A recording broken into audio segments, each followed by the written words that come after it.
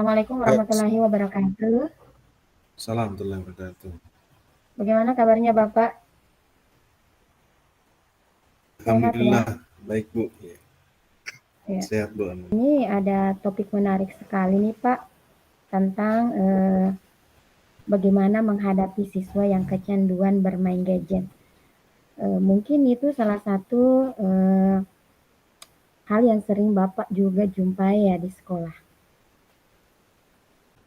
Beberapa siswa kebetulan kan di kelas ini eh, kecanduan bermain gadget Bu. Ya, Iya. kecanduan ini tentunya mulai mengganggu prestasi belajar mereka dan interaksi sosial mereka. Ya. Saya ingin mencari cara yang efektif untuk membantu siswa-siswa tersebut. Nah, tentunya bagaimana cara yang efektif ini untuk membantu siswa saya mengurangi ketergantungan pada gadget dan meningkatkan fokus mereka pada belajar.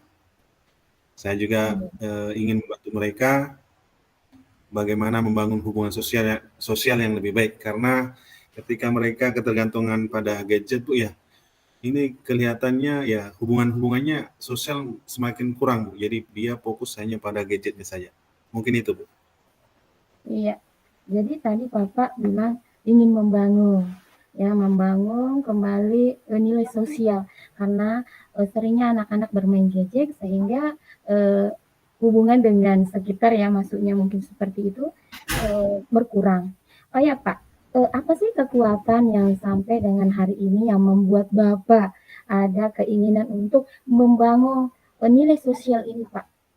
Ya, untuk mengurangi ketergantungan anak-anak dari ketergantungan siswa dari yang namanya bermain gadget, Pak.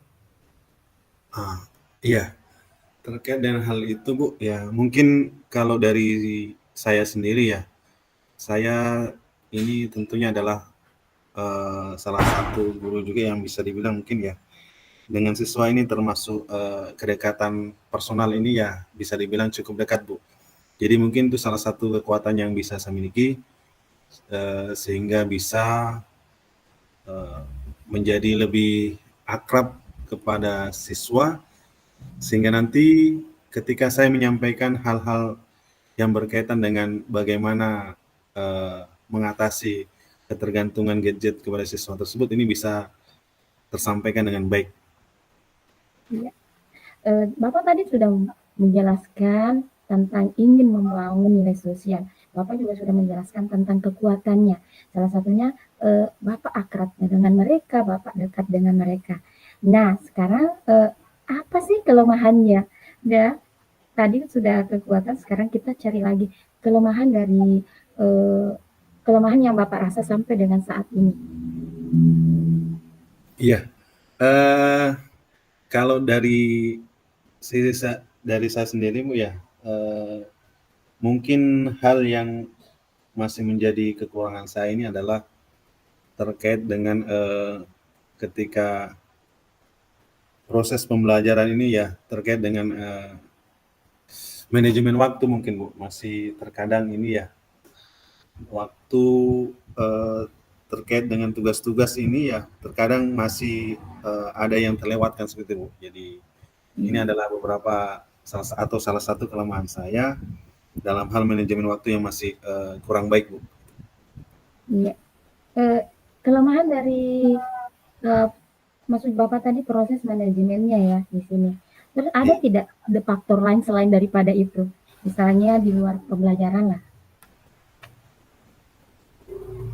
Eh, mungkin kalau kekurangan yang lain dari segi di luar pembelajaran bisa dibilang ya dalam hal eh,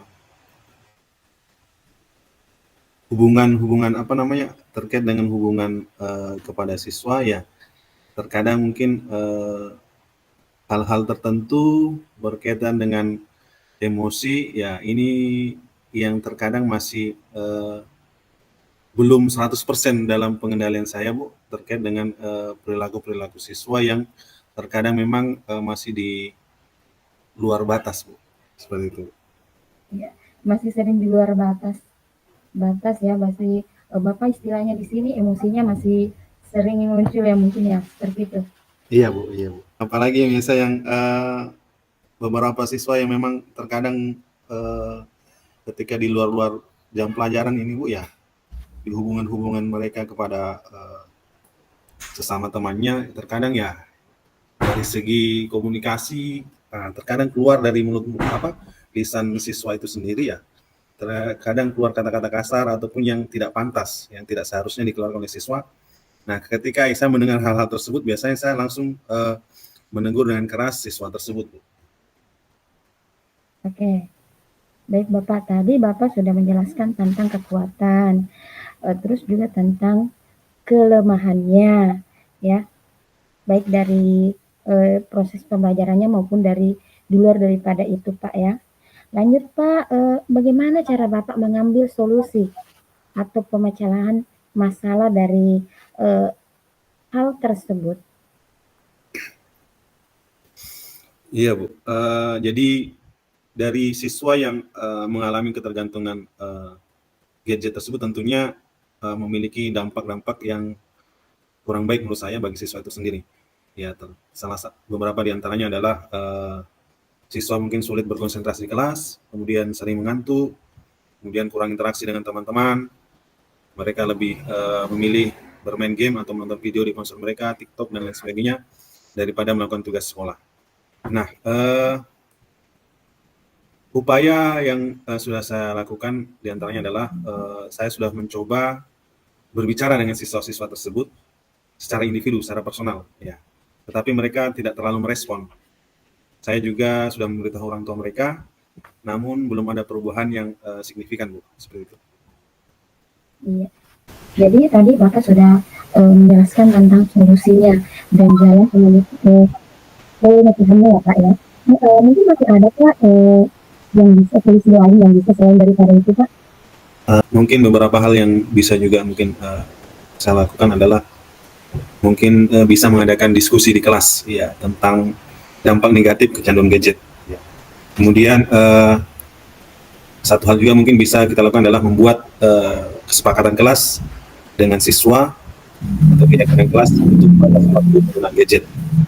Kemudian berkolaborasi dengan orang tua untuk ikut serta terlibat dalam mengatasi masalah ini. Dan mungkin bisa juga menawarkan alternatif lain seperti kegiatan-kegiatan ekstrakurikuler yang menarik bagi siswa sehingga siswa tidak fokus atau tidak hanya satu pada gadget saja. Seperti itu mungkin. Iya. Baik Pak, kita lanjut dengan pertanyaan selanjutnya ya. Bagaimana rencana Bapak ke depannya? Ya. Bagaimana rencana Bapak ke depannya dalam hal menangani kecanduan gadget anak-anak ini? Beberapa langkah mungkin ya yang akan saya lakukan adalah saya akan memulai dengan mengadakan diskusi kelas tentang dampak negatif kecanduan gadget. Setelah itu saya akan membuat perjanjian dengan siswa-siswa yang mengalami masalah paling serius. Ya, saya juga akan melibatkan orang tua mereka dalam pertemuan untuk membahas solusi bersama. Strategi apa kira-kira ya Pak ya yang dapat dilakukan untuk menyelesaikan masalah ini?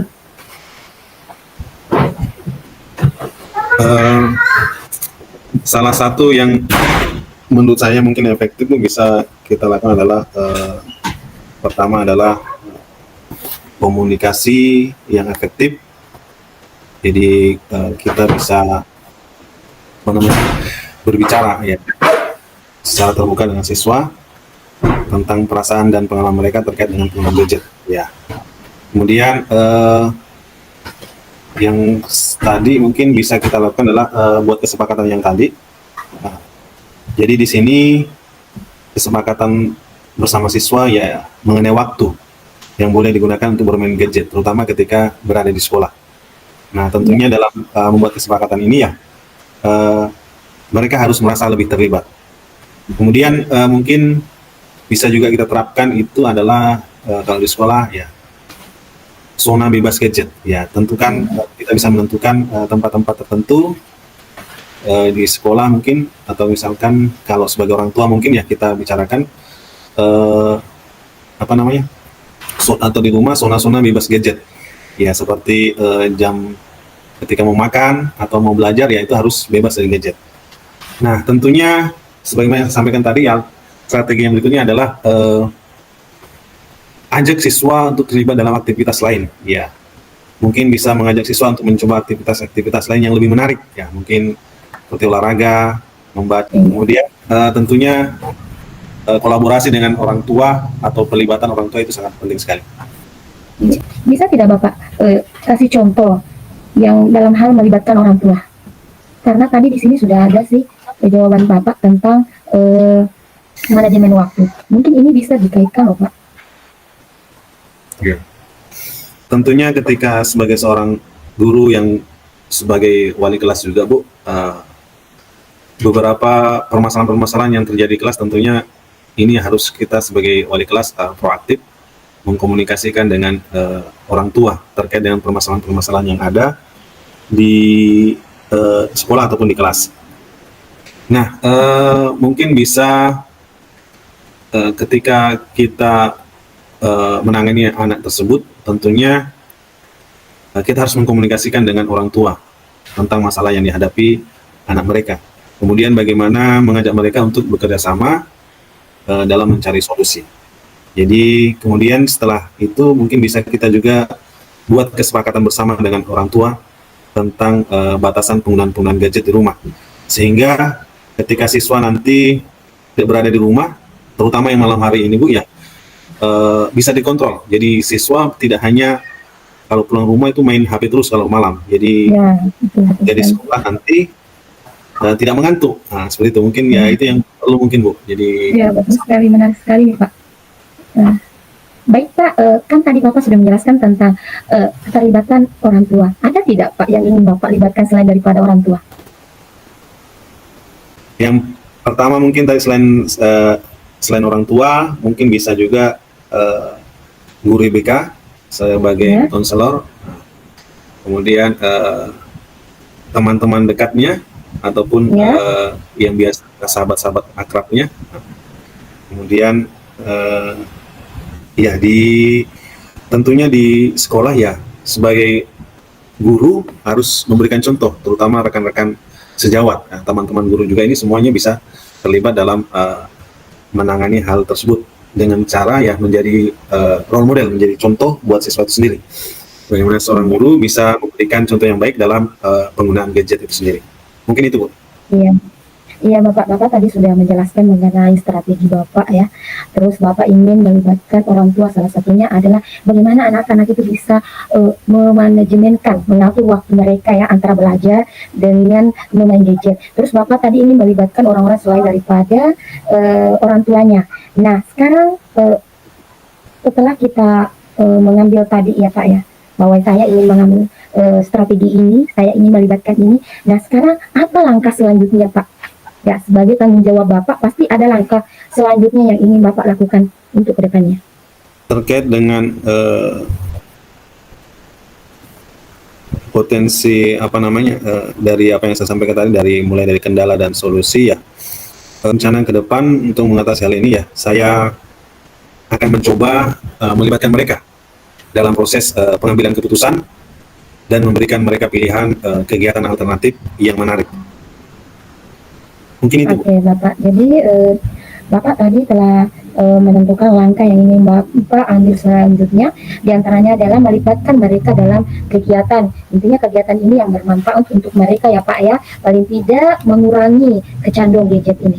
Baik Bapak, terima kasih atas ya percakapan kita. Mudah-mudahan pembelajaran yang Bapak terapkan ke depannya lebih baik lagi. Terima kasih. Iya, terima kasih. Baik Ibu, terima kasih sudah hadir pada kesempatan kali ini dalam sesi coaching hari ini. Jadi Ibu datang ke sini tentunya ada tujuan yang akan dicapai dalam sesi coaching hari ini. Apa yang ingin Ibu capai setelah kita berdiskusi terkait dengan kasus bullying yang ada di sekolah Ibu? Jadi yang marak saat ini Pak adalah kasus-kasus bullying yang terjadi bukan hanya di sekolah menengah atas, yang menengah pertama, tapi juga sering terjadi bahkan setiap hari terjadi di sekolah saya, karena kebetulan saya mengajar di sekolah dasar. Dan yang sering kami alami itu adalah justru mereka yang masih ada hubungan keluarga, tetangga, tapi mereka sering bullying. Bahkan ya dalam arti kata mereka sering melakukan sesuatu yang bukan lagi melibatkan mereka antar kelas atau teman, tapi sudah melibatkan orang tua. Dan sebagai guru SD yang dimana sekolah itu tidak ada guru BK, ini adalah PR terbesar untuk kami. Seperti itu, Pak. Oh ya. Jadi terkait dengan bullying yang terjadi di sekolah Ibu, tentunya situasi yang dialami siswa tersebut bisa Ibu ceritakan lebih detail bentuk bullying yang terjadi. Nah, kemudian seberapa sering kejadian itu terjadi dan siapa saja yang terlibat? Apakah hanya tadi sebagaimana Ibu sampaikan dari satu kelas kah atau kelas yang lain atau seperti apa, Bu? Iya, yang sering terjadi di sekolah saya itu adalah yang kelas-kelas tinggi, misalnya kelas 4, 5, 6 ini yang sering memberikan contoh yang tidak baik ke adik-adiknya, sehingga sering terjadi bullying. Dan bila dibiarkan ini, Pak, yang sering terjadi di sekolah saya yang baru-baru ini terjadi adalah di mana kelas 1 masuk di kelas 2, ya, mereka baku ejek dan akhirnya terjadilah perkelahian, di mana sebenarnya bukan perkelahian sih, cuma ini yang diejek ini, ya, dia menendang hidung temannya tadi. Ya, sehingga terjadi pendarahan pada hidung dan sempat membuat saya sebagai guru panik dan sampai menangis karena waktu itu kami tidak tahu bagaimana cara menghentikan darah yang keluar karena ya seperti itulah, Pak, ya, kalau kita sementara mengajar dan tiba-tiba dipanggil begitu saja, ya, kaget. Sudah sampai di situ, Pak, ada yang berdarah kemarin, sampai ada yang melempar ke jendela, terus ada yang malah tidak mau ke sekolah gara-gara sering diejek. Ada yang sampai orang tuanya menelpon ke guru gara-gara katanya kalau di sekolah sering diejek, dan yang diejek itu bukan lagi dia tapi orang tuanya juga. Seperti itu. Oh ya. Oke, baik, Bu. Jadi terkait dengan siswa itu sendiri, Bu, yang sebagai korban bully dari temannya, apakah siswa tersebut sudah pernah bercerita kepada Ibu bagaimana perasaan siswa tersebut menceritakan kejadian itu kepada Ibu, dan apa yang sudah Ibu lakukan sejauh ini? Karena tadi Ibu sampaikan bahwa ini adalah PR terbesar karena memang di sekolah Ibu itu kan tidak ada guru BK. Jadi bagaimana perasaan siswa itu menceritakan apa yang dialami, kemudian apa yang sejauh ini Ibu lakukan untuk merespon dari cerita ataupun perasaan yang disampaikan oleh siswa tersebut? Ya. Jadi sebagai guru yang mengajar di sekolah dasar, kita ini adalah guru yang dituntut untuk menjadi pendengar yang baik. Ya, Kita biasanya baru masuk di gerbang sekolah saja, kita itu sudah dengar anak-anak mengeluh, "Bu, nak ejek ki anu, Bu, ndak mau ki nak kasih pensil tak?" Ya, atau "Bu, nak ejek bapak tak?" Atau ada bilang, "Bu, nak pukul ki." "Kenapa dipukul?" "Bu, karena dia nak bilangi ki anu nak bilangi begini bapak tak," misalnya. Jadi sebagai guru itu harus menjadi pendengar yang baik. Kita kalau di sekolah dasar itu memang betul-betul harus bekerja keras karena tidak ada guru, makanya ketika ada terjadi tindak bullying, kami sebagai guru tidak menunggu lagi bahwa panggil guru ini atau panggil ini, kita yang langsung turun, Pak. Ya, seperti itu menangani. Kalau bisa semua masalah yang terjadi di sekolah kita selesaikan, jangan sampai melibatkan orang tua, karena anak-anak sekarang orang tuanya sensitif, Pak. Ya, ketika anaknya saja sampai di rumahnya menangis, otomatis mereka akan menelpon. Seperti itu. Iya. Jadi sebagai seorang guru yang menjadi pendengar yang baik, tentunya disinilah peran Ibu sebagai pemberi layanan konseling bagi korban bullying tersebut. Nah, bagaimana ketika misalkan siswa tersebut menceritakan bahwa perasaannya ketika setelah dibullying dia merasa trauma ataupun tidak percaya diri lagi, minder dan lain sebagainya. Bagaimana Ibu sebagai seorang pendengar yang baik yang akan mengatasi trauma dari siswa tersebut dan meningkatkan kepercayaan dirinya kembali? Iya Pak, jadi kalau misalnya anak-anak ini sudah mengadu kepada kami, maka kami akan memanggil anak yang yang membuli temannya tadi. Jadi kita mau dengar dulu, kita tidak langsung memvonis bahwa dia salah. Kita mau tahu dulu, kenapa bisa kamu ejek temanmu seperti ini? Kita cari dulu akar permasalahannya. Apa sih yang menyebabkan dia bisa bully temannya? Ya setelah itu kembali lagi kita suruh mengaku kesalahannya. Kita kembali lagi ya menanya, apakah perbuatan bully itu bagus? Boleh bilang tidak. Ya, terus kalau misalnya kamu tahu itu tidak, apa yang harus kamu lakukan? Nah, misalnya minta maaf. Jadi kita suruh minta maaf, kemudian saya sering melakukan ini. Jika kamu melakukan bullying lagi, nah tindakan apa yang ibu akan lakukan? Saya tidak pernah, maksudnya yang saya yang mengancam atau bagaimana. Saya ingin kalau dia sendiri yang memberitahukan kepada kami bahwa ini yang akan saya lakukan. Yang kemarin dia bilang seperti ini, apabila saya melakukan lagi, saya bisa dipanggilkan sama polisi. Anak-anak sering begitu, Pak. Boleh dipanggil pergi kantor polisi, Bu. Ya, sambil menangis. Bu, kalau saya melakukan kesalahan lagi, saya masih membuli teman saya lagi, boleh dibawa pergi kantor polisi. Ya, seperti itu, Pak. Jadi kita membuat konsekuensinya ini sebenarnya dari diri mereka sendiri. Ya, ini hanya sekedar menanamkan kesadaran agar mereka tidak mengulanginya kembali. Iya. Baik, Ibu, dari kemungkinan tindakan yang bisa Ibu lakukan tadi, mulai dari membuat kesepakatan, kemudian memanggil orang tua, kemudian memberikan konseling ataupun dalam artian menjadi pendengar yang baik dan lain sebagainya. Dari semua opsi-opsi tersebut, mana yang menurut Ibu selama ini atau sejauh ini yang paling efektif dan realistis untuk dilakukan saat ini, Bu? Ya. Kalau dalam hal pembelajaran, yang paling saya senang itu adalah kita melakukan kesepakatan kelas ya. Jadi tadi sudah melakukan observasi di kelas sebelum kita masuk di tahap pendahuluan isi atau proses kegiatan inti, kita sudah menampilkan yang namanya kesepakatan kelas, yaitu kembali kepada anak-anak itu lagi. Jadi bukan saya yang menentukan, tapi anak-anak itu yang sendiri yang mengatakan begini, Bu. Kemudian saya yang paling saya senang karena mereka sendiri yang bilang jika kami melanggar kami akan mendapatkan hukuman seperti ini misalnya, kami akan menerima sanksi seperti ini. Dan alhasil sampai dengan saat ini semenjak kita melakukan yang namanya kesepakatan kelas, alhamdulillah pembelajaran berjalan dengan lancar. Selanjutnya yang kedua, saya melakukan kolaborasi dengan teman. Jadi pada saat kita menangani anak-anak misalnya nih yang sampai berdarah kemarin itu hidungnya, ketika saya yang membersihkan itu tadi ya, pendarahan itu ya, bantuan anak tadi membersihkan, ada teman juga yang menyelesaikan temannya yang memukul tadi. Jadi adanya kolaborasi dengan teman sejawat itu penting sekali.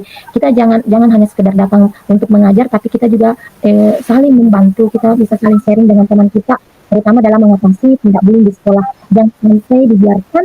Yang saya katakan begini, Pak, kalau tidak ada tindakan lebih awal, saya takutnya ya seperti ini tadi, bisa masuk di kelasnya temannya, melakukan tindakan kayak menendang sampai berdarah. Jadi kami tidak ingin ada kejadian-kejadian seperti itu atau terulang seperti itu lagi. Ya, jadi kami di sini adalah menanamkan kesepakatan kelas setiap kali masuk mengajar. Ya, mengingatkan kembali bagaimana dengan kesepakatan kelas yang telah kita lakukan. Seperti itu, Pak. Baik, Ibu. Jadi dari beberapa opsi yang ada, Ibu memilih dari opsi itu adalah salah satunya poin pentingnya adalah kesepakatan kelas. Nah, apakah Ibu ketika buat kesepakatan kelas ini apakah dimulai setiap mulai pembelajaran ataukah waktu-waktu tertentu saja? Kemudian siapa saja yang Ibu libatkan dalam kesepakatan kelas tersebut, membuat kesepakatan kelas tersebut? Iya, jadi kalau saya ya membuat kesepakatan kelas, sebenarnya kesepakatan kelas itu setiap kali masuk itu pasti kita bahas ke anak-anak. Tapi yang dalam hal merumuskan ini, kami rumuskan itu di awal semester. Jadi di awal semester itu kita mulai dari kelas impian mereka, kemudian kita merumuskan, mereka tulis di stick note ya. Seperti itu, baru kemudian mereka tempel, kemudian kita rumuskan, kita cari nilai apa yang ingin ditanamkan. Dari situlah kita ambil kesepakatan kelas dengan tidak menggunakan kata, saya tidak mengizinkan anak-anak menggunakan kata jangan dan tidak. Jadi betul-betul dari dalam. Misalnya saya kasih contoh saja, saling menghormati, mengangkat tangan, menjaga kebersihan, seperti itu, Pak. Terus yang saya libatkan di sini adalah kepala sekolah saya. Kenapa? Karena saya setiap kali melakukan sesuatu ya, saya ingin melibatkan kepala sekolah, nanti dari kepala sekolah yang menjelaskan kepada teman-teman yang lain di komunitas belajar kami, seperti itu Pak. Ya. Dalam ketika Ibu mungkin melaksanakan rencana ini, apakah ada kendala Bu ketika dalam proses perencanaan sampai membuat kesepakatan kelas itu, apakah dalam prosesnya ada kendala Bu? Kemudian ketika ada kendala, bagaimana Ibu mengatasi kendala tersebut? Iya, jadi kalau kendalanya itu Pak, bagi saya itu mungkin kalau ada anak-anak yang tidak hadir pada saat kita merumuskan kesepakatan kelas itu saja. Terus biasa karena saya guru mata pelajaran, jadi yang kendalanya itu yang tadi saya maunya sih ada kolaborasi aja Pak. Yang saya khawatirkan kalau saya yang melakukan, teman-teman saya tidak, karena kan yang ini kesepakatan kelas itu ya diperoleh di CGP begitu Pak. Di pendidikan CGP saja Pak. Oh iya. Oke Bu, saya kira untuk hari ini sudah sangat baik sekali, mulai dari tujuan sampai identifikasi dan rencana aksi dan tanggung jawab. Ini sudah sangat baik sekali apa yang Ibu sampaikan. Saya kira untuk hari ini kita cukupkan sampai di sini Bu. Terima kasih Bu. Ya.